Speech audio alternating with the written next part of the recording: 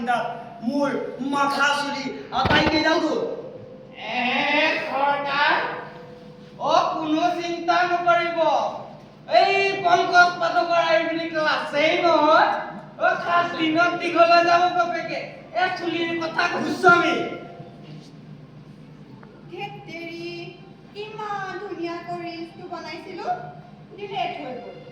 গোস্বামী দা চাওকচোন কালি ৰাতিপুৱা বনোৱা ৰিলছটোত ইমান ধুনীয়া ধুনীয়া লাইক কমেণ্ট আহিছে।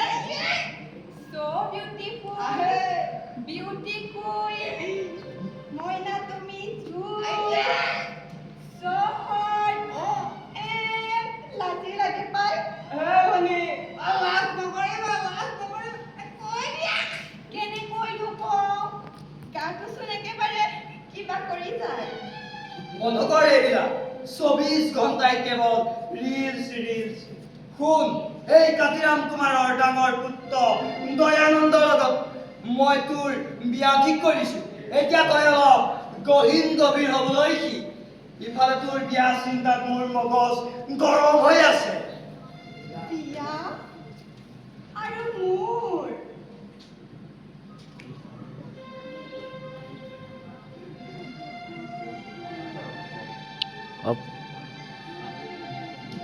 এই মন্ত্ৰী কি ভাবিছে?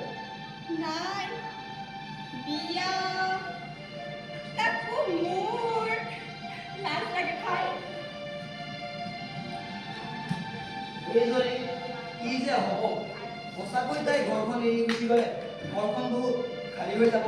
গোস্বামী আপুনি আহি পিনে ফাৰ্ষ্ট খবৰটো মোক দিব লাগিছিলে নে ৰিলছ বনাব লাগিছিলে? কি বুলি দিম চৰকাৰ খবৰ ভাল নহয় একেবাৰে